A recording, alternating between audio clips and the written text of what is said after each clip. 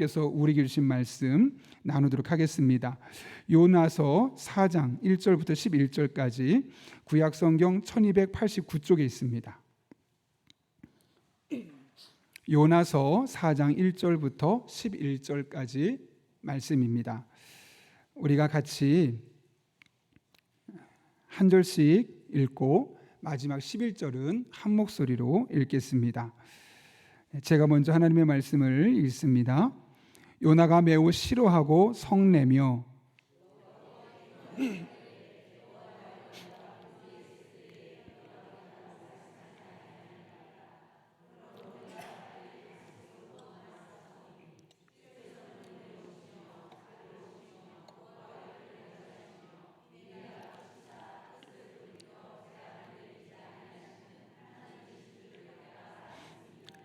여호와여, 원하건대 이제 내 생명을 거두어 가소서. 사는 것보다 죽는 것이 내게 나음이니이다 하니,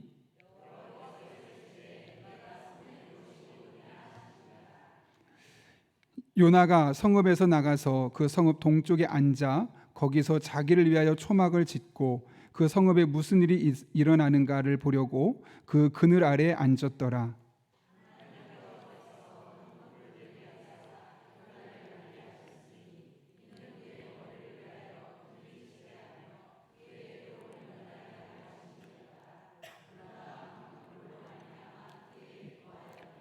하나님이 벌레를 예비하사 이튿날 새벽에 그 박농쿨을 갉아먹게 하심에 시드니라.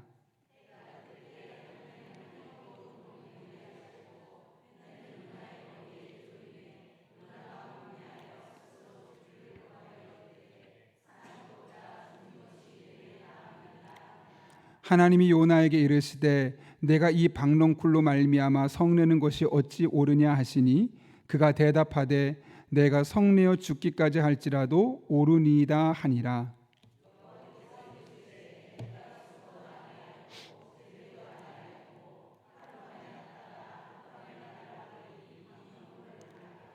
같이 읽겠습니다. 하물며 이 큰 성읍 니느웨에는 좌우를 분별하지 못하는 자가 12만여 명이요 가축도 많이 있나니 내가 어찌 아끼지 아니하겠느냐 하시니라. 아멘. 네, 이 시간은 우리 류동준 선교사님, 캄보디아에서 또 하나님 맡겨주신 귀한 선교 사명을 감당하고 계신데요, 실패한 선교사 이루시는 하나님의 선교라는 그런 제목으로 또 캄보디아에서 일하셨던 하나님의 역사를 나누려 합니다.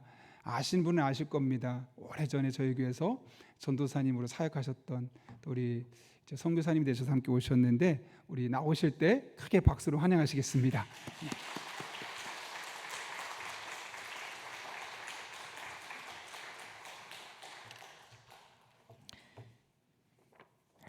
네,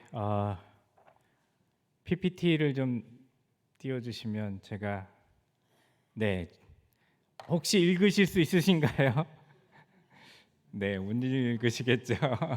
네, 캄보디아 글자입니다. 쭌립수어 쏙서바이떼라는 인사인데요. 쭌립수어 안녕하세요. 쏙서바이떼, 이거는 직역하면 행복하십니까? 라는 뜻인데, 보통 우리가 처음 누군가를 만났을 때 그동안 잘 지내셨나요? 라고 이렇게 질문을 하잖아요. 그런 의미로 사용을 합니다. 그 다음에 릭리에나 다일반쪽 내약땡어 크니에요. 잘난 체하는 것 같네요. 이 말은 여러분을 만나 뵙게 돼서 반갑습니다라는 그런 인사입니다. 캄보디아에 오실 계획이 있으시다라는 얘기를 이제 들었는데요. 이 정도 인사는 좀 이렇게 알고 오시면 좋겠다 싶어서 여러분에게 알려드립니다. 옆 사람하고 한번 인사해 보겠습니다. 쭌리업수어. 어려운가요? 네. 제가 캄보디아에 간지 올해로 이제 7년째인데요. 여러분들이 기도해 주신 덕분에 현지 아이들하고 열심히 씨름하면서 사역하고 있습니다.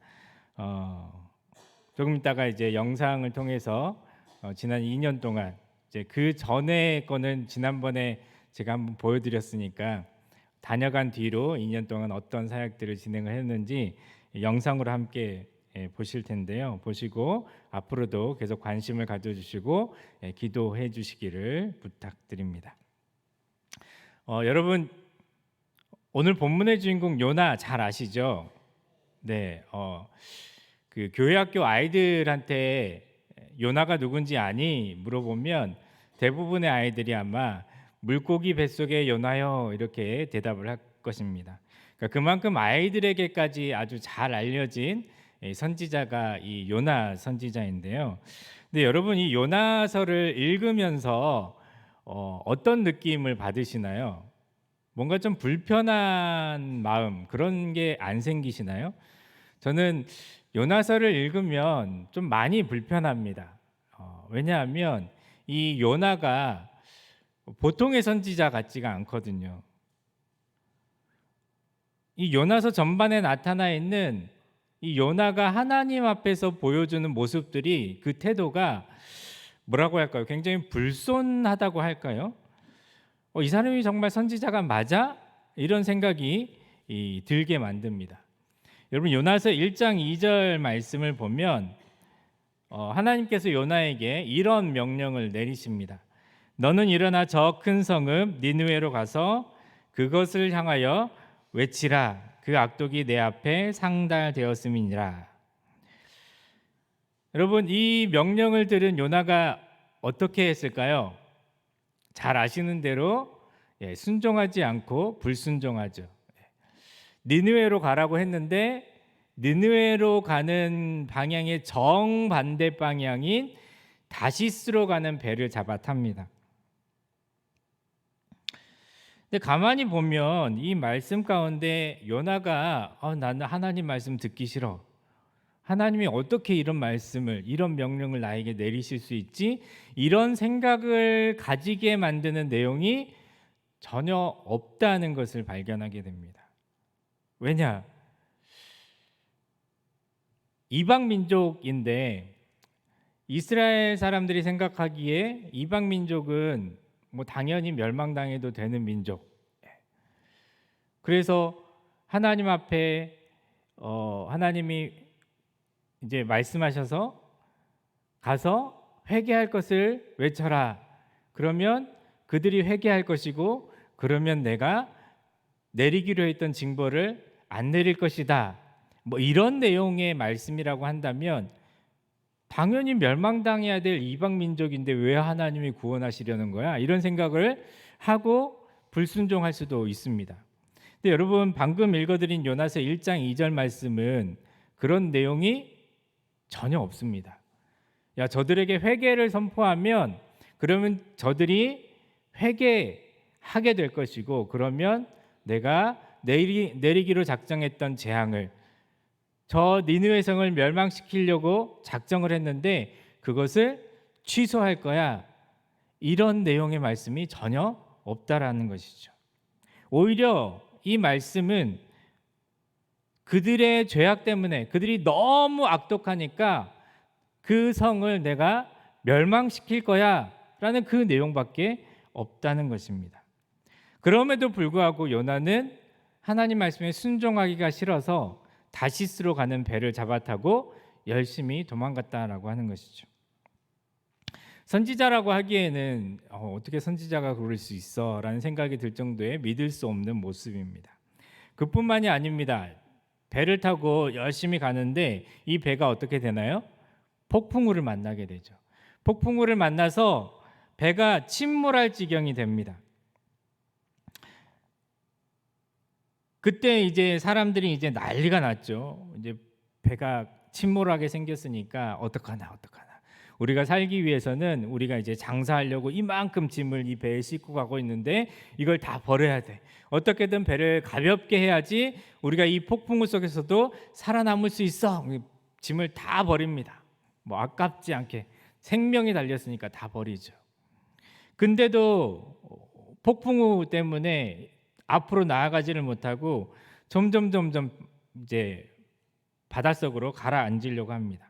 근데 놀랍게도요. 그때 이 요나가 뭐 하고 있었나 보니까 저 배 깊은 밑창에 들어가 가지고 아주 태평스럽게 잠을 자고 있었습니다. 어떻게 그게 가능할까? 폭풍우 치는데 배가 막 이렇게 막 흔들리는데 어떻게 그게 가능할까 싶은데, 아무튼 성경 말씀에 보니까 놀랍게도 아주 태평스럽게 깊은 잠에 빠져 있었다고 기록하고 있습니다. 근데 이 요나를 누가 발견하냐면 선장이 발견합니다. 그 모습을 보고 선장이 어땠을까요? 머리 끝까지 화가 났죠. 사람들은 이제 다 살기 위해서 몸부림을 치고 있는데 이 요나라는 사람이 태평스럽게 잠을 자고 있으니까 머리 끝까지 화가 나서 흔들어 깨웁니다. 깨워놓고는 하는 얘기가, 이 사람아, 지금 이 상황이 안 보여? 사람들 난리 난 거 안 보여? 빨리 네가 믿는 신에게 기도해. 사람들이 다 열심히 기도하고 있었거든요. 열심히 기도했습니다. 근데 도저히 그래도 배가 한 치 앞도 나아갈 수가 없는 것입니다. 사람들이 우리가 기도를 했는데도 이 폭풍과 가라앉질 않으니 이건 틀림없이 우리 중에 누군가가 그 사람이 믿는 신에게 범죄했기 때문이다라고 생각을 하고, 그때의 그 사람을 가려내는 방법, 제비뽑기를 합니다. 제비뽑기를 했는데 누가 뽑혔을까요? 당연히 요나죠. 당연히 요나가 뽑혔습니다. 그래서 요나가 이제 변명하기를, 이 폭풍을 우리가 만나게 된 것이 내가 하나님의 명령에, 내가 믿는 여호와 하나님의 명령에 불순종했기 때문이다. 근데 여러분이 이 폭풍우 가운데서 살아날 방법이 딱 한 가지 있는데, 그게 뭐냐면 나를 저 바다에 던져라. 그러면 이 폭풍우가 잠잠하게 될 것이고 여러분들은 이제 살게 될 것이다. 근데 이 사람들이 차마 그렇게 못하는 거죠.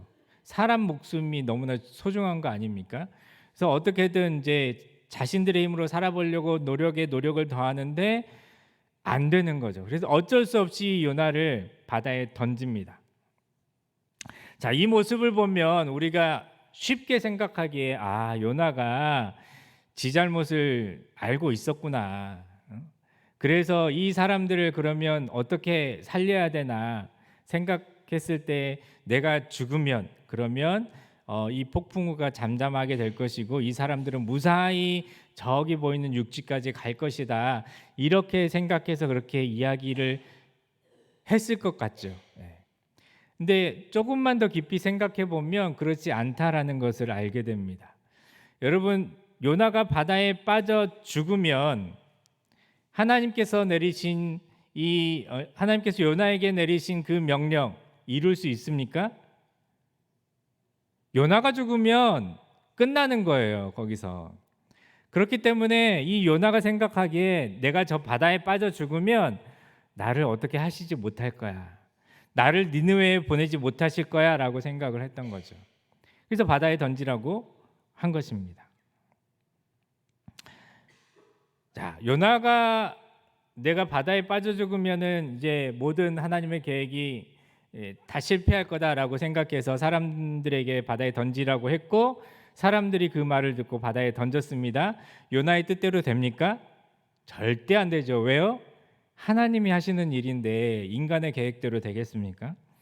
요나가 말한 대로 바다에 던져졌는데 하나님께서 거대한 물고기를 예비하셔서 요나를 삼키게 만드십니다.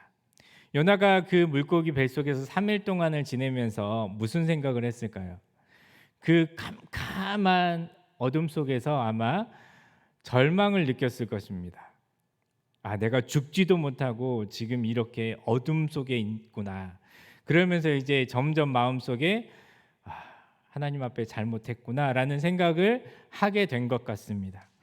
그래서 요나서 2장을 보니까 요나가 하나님 앞에 기도하는 내용이 나오는데, 그 기도하는 내용이 가만히 보니까 뭔가 좀 잘못을 조금은 깨달은 것 같아요. 회개하는 듯한 그런 내용의 기도를 하나님 앞에 드립니다. 그런데요, 그 다음 장으로 넘어가면 이 요나가 진짜 회개한 게 아니구나라는 것을 또 우리는 금방 알게 됩니다. 자, 요나가 기도를 마쳤어요. 그러자마자 이 물고기가 마치 기다렸다는 듯이 이 요나를 딱 뱉어내는데 어디로 뱉어냈습니까? 육지로 딱 뱉어냅니다. 바닷속이 아니라 육지로 뿅 하고 뱉어냅니다. 요나가 이제 살게 됐죠. 그리고는 어쩔 수 없이 내가 죽기로 작정까지 했는데 내 마음대로 죽을 수도 없구나. 이제 억지로 이제 니느웨로 갑니다. 니느웨로 가서 하나님께서 명령하신 대로 말씀하신 대로 이 니느웨의 심판을 선포를 하는데요. 여러분, 만약에 이 요나가 진심으로 회개했다면, 그렇다면 이 요나가 어떻게 해야 되느냐? 성 구석구석을 다니면서 하나님의 심판을 선포했어야 맞습니다. 근데 요나는 그렇게 하지 않습니다. 요나서 3장을 보니까 요나서 3장 3절에 니느웨의 성이 얼마나 큰지를 묘사해 주고 있는데요. 니느웨 성이 며칠 동안 다녀야 되는 성이라고 기록되어 있나요? 3일. 3일을 다녀야 되는 큰 성이었다. 근데 그게 얼마나 큰 성이었는지 성경 말씀에 보니까 하나님 앞에 큰 성읍이었더라라고 그렇게 기록하고 있는 것을 볼 수가 있습니다. 그만큼 열심히 부지런히 하나님의 심판에 대해서 선포하고 외치고 다녀야 되는 성이었다라고 하는 것이죠. 근데 여러분, 요나가 얼마 동안 선포합니까? 얼마 동안이요? 딱 하루. 그러니까 하기 싫은 걸 억지로 하는 그런 모습을 지금 보여주고 있는 것이죠. 자, 뿐만 아니라 만약에 요나가 제대로 된 선지자였다라고 한다면, 그러면 요나가 선포하는 내용이 어떤 내용이어야 하냐면, 여러분의 악독함 때문에 하나님의 심판이 이 니느웨 성에 임할 것입니다. 여기서 끝나는 게 아니라, 여러분은 이제 큰일 났습니다. 40일이 지나면 여호와 하나님이 이 니느웨 성을 무너뜨리실 것입니다. 멸망시키실 것입니다. 그러니까 여러분 빨리 회개하십시오. 만약에 여러분이 회개한다면, 회개하고 하나님께로 돌이켜 온다면 여러분은 구원받을 것입니다. 작정하신 그 심판을, 작정하신 그 멸망을 이 니느웨 성에 내리지 아니하실 것입니다 라고 이야기하는 게 맞죠. 제대로 된 선지자라고 한다면. 근데 요나는 그렇게 선포하지 않습니다. 그냥 딱 하나님이 말씀하신 만큼만 니느웨 성이 무너질 것이다. 니느웨 성이 멸망당할 것이다. 왜? 너희들의 악독감 때문에. 딱 그 얘기까지만 합니다. 여러분, 여기서 요나에게 어떤 이 선지자가 가지고 있어야 될 인간에 대한 애정, 이게 느껴지십니까? 죄에 빠진 인간을 어떻게든 구원의 길로 인도해야 되겠다라는 그런 사랑의 마음이 느껴지십니까? 절대 안 느껴지죠. 이 요나가 진정한 선지자가 아니었다라는 것을 보여주는 그런 대목입니다. 근데요, 참 놀라운 게요, 딱 하루 동안 요나가 니느웨 성을 다니면서 하나님의 심판에 대해서 선포를 했는데, 이 니느웨 성에 무슨 일이 일어나냐면 회개 운동이 일어납니다. 왕에서부터 백성에 이르기까지. 그뿐만이 아니라 그 니느웨 성에 있는 모든 짐승들에게 베옷을 입히고 재를 뿌리고 회개하게끔, 왕뿐만 아니라 백성들 그리고 모든 짐승들까지 회개하는 회개 운동이 그 가운데 일어났다라고 하는 것이죠. 네, 여러분, 그 모습을 본 요나가 또 어떤 반응을 보이나요? 와, 하나님 놀랍습니다. 하나님이 저를 통하여서 이렇게 잃어버린 영혼들을 하나님께로 돌이키시는군요. 너무 기쁘네요. 이런 반응이 아니라 오늘 말씀 4장 1절에 보니까 뭐라고 기록하고 있습니까? 요나가 매우 싫어하고 성냈다라고 기록을 하고 있습니다. 또 2절 3절 말씀에 이 요나가 하나님 앞에 기도를 하는데요, 그 기도의 내용이 참 어처구니가 없습니다. 여호와께 기도하여 이르되 여호와여 내가 고국에 있을 때에 이러하겠다고 말씀하지 아니하였나이까. 그러므로 내가 빨리 다시스로 도망하였사오니 주께서는 은혜로우시며 자비로우시며 노하기를 더디하시며 이내가 크시사 뜻을 돌이켜 재앙을 내리지 아니하시는 하나님이신 줄을 내가 알았음이니이다. 여호와여 원하건대 이제 내 생명을 거두어 가소서. 사는 것보다 죽는 것이 내게 나음이니이다.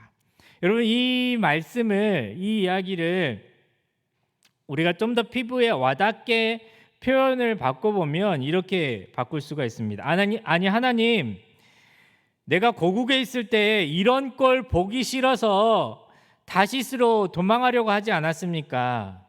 근데 하나님께서 제가 탄 배를 폭풍우를 만나서 막 빠져들게 하시더니 어찌어찌해서 그 가운데서 제가 살아났고 또 니느웨로 와서 말씀대로 하긴 했는데 결국 제가 그렇게 보기 싫었던 꼴을 보게 하시네요. 내가 어떻게 니느웨가 구원받는 꼴을 보고 있겠습니까? 차라리 죽여주십시오. 니느웨가 구원받는 꼴을 보느니 차라리 제가 이 자리에서 꼬꾸라져 죽는 게 낫겠습니다. 자, 그때 하나님이 이 요나에게 뭐라고 하시냐면 요나에게 내가 성내는 것이 옳으냐라고 말씀하십니다. 니느웨 백성들이 구원받는 것을 보고 요나가 성내는 것이 옳지 않다라는 그런 말씀이죠. 자, 그런데 이후에도 요나는 하나님 앞에서 정말 겸손해지지가 않습니다.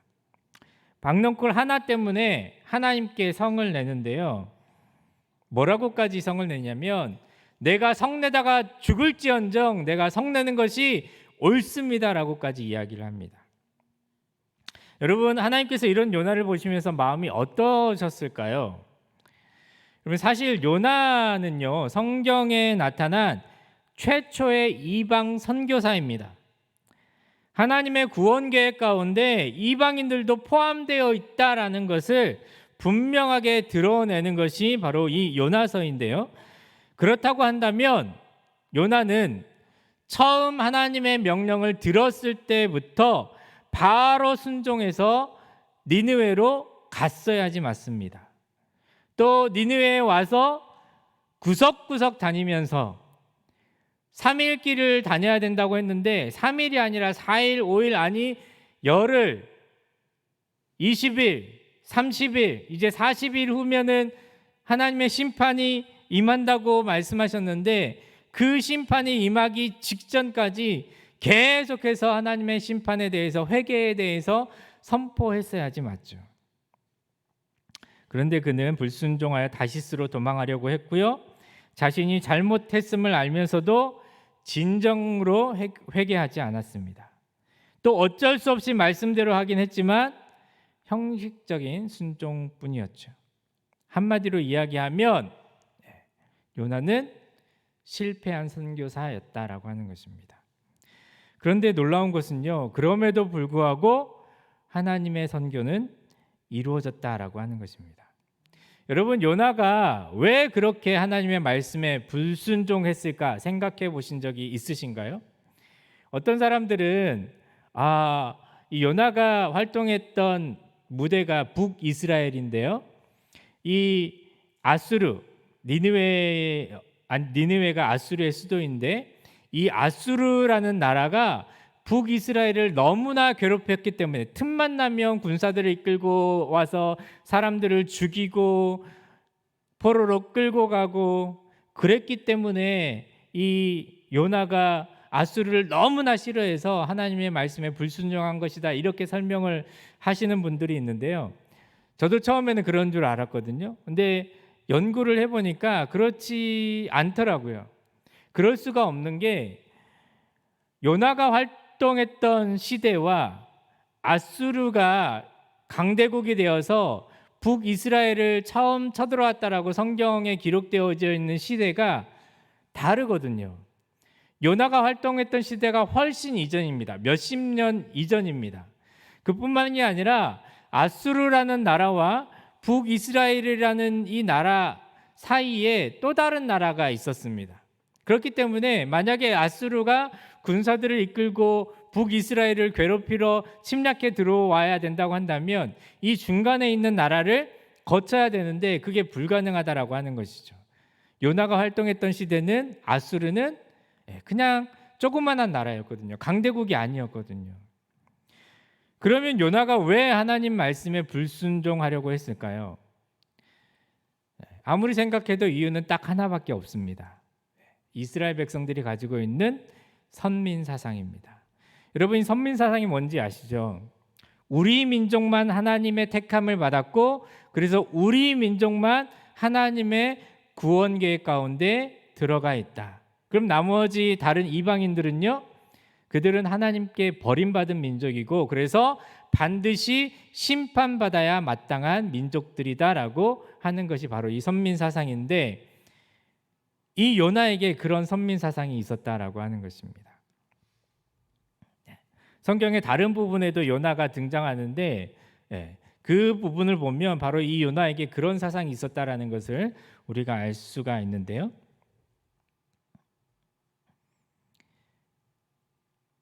그렇게 요나가 자기가 가지고 있는 선민 사상 때문에 이 니느웨를 구원하시려는 하나님의 계획을 어떻게든 실패하게 만들어 보려고 노력에 노력을 다했지만, 그럼에도 어떤 일이 일어났나요? 하나님께서 니느웨 가운데 회개 운동이 일어나게 만드셨고, 그래서 결국 하나님께서 내리시기로 작정하셨던 그 심판, 그것을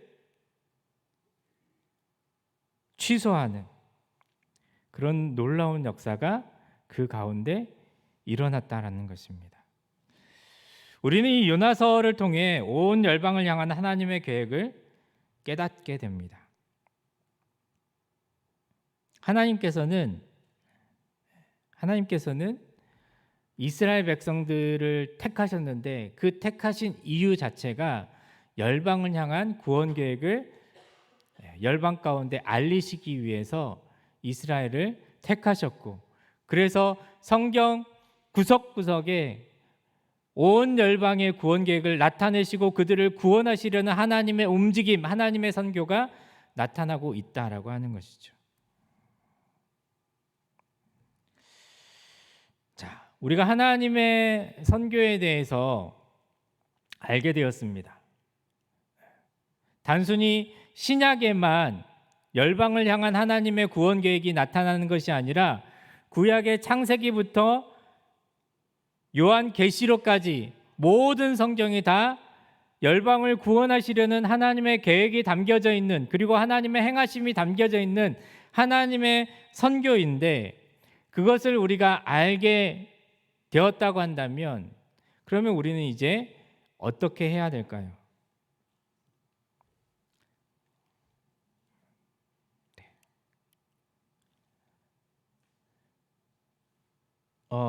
미 북장로교 최초의 목사 선교사로 조선 땅을 밟은 사람이 혹시 누군지 아십니까? 유명한 사람인데요.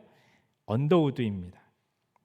언더우드 선교사가 이 조선 땅에 들어오면서 이 조선 땅을 바라보면서 처음 이런 기도를 했다고 합니다. 그 기도의 처음 서두가 이렇게 시작됩니다. 주여, 지금은 아무것도 보이지 않습니다. 여러분, 조선시대의 모습입니다.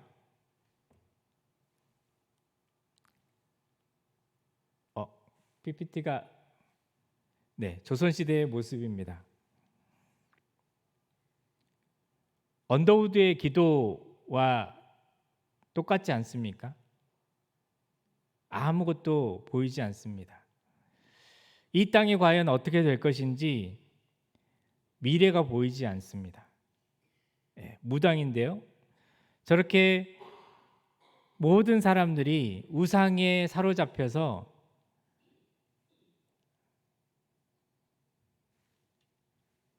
이렇게 죽음을 향해서 가고 있는, 그것이 바로 조선 땅이 처한 현실이었습니다.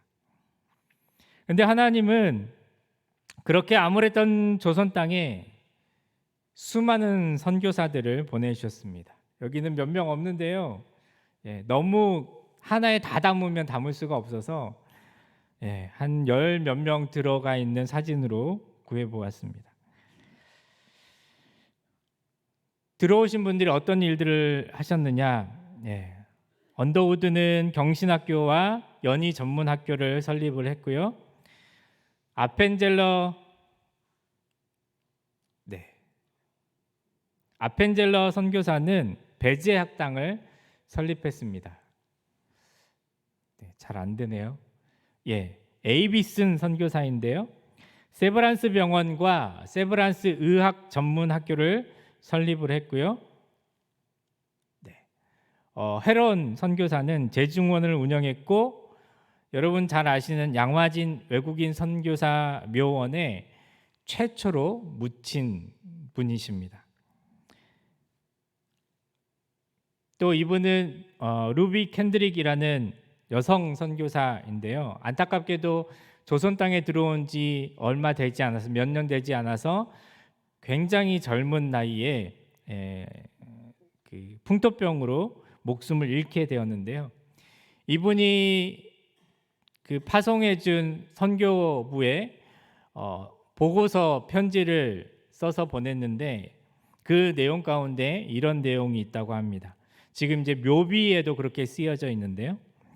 만일 내게 1000개의 생명이 있다면 그 모두를 조선에 바치리라.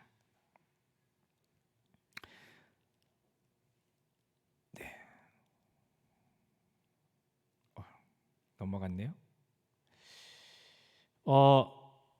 이렇게 많은 선교사님들이 이 조선 땅에 들어와서 선교하기가 쉬웠을까요? 아닙니다. 수많은 난관을 만났고요. 어려움 속에 사로잡혔습니다.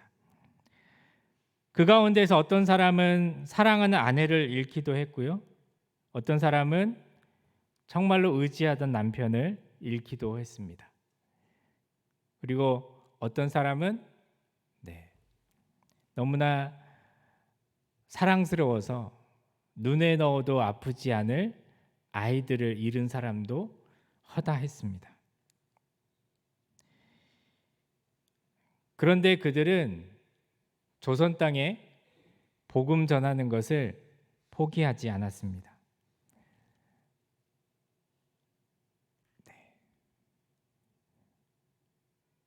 학교를 세웠고요. 또 병원을 운영했고요. 조선의 복음화를 위해서 자신의 목숨을 기꺼이 내어 놓았습니다. 그들이 있었기에 서울의 모습인데요. 지금의 우리가 있는 것입니다. 여러분, 그래서 우리는요, 가야 합니다. 그래서 우리는 전해야 합니다. 그래서 우리는 도와야 합니다. 가서 너도 이와 같이 하라라는 누가복음 10장 37절의 말씀을 따라 우리는 캄보디아에 가야 하고요. 아이들에게 옷을 입히고 또 교육을 시키고 또 병든 자들을 고치고 싸매며 배고픈 자들을 먹이고 헐벗은 자들을 입혀야 합니다. 지금 여러분들이 보고 계시는 것은 지난 2년간의 저희가 감당해온 사역의 발자취인데요. 영상을 통해서 하나님이 어떻게 일하셨는지 한번 보시기를 바랍니다. 혹시 사운드는 안 되나요?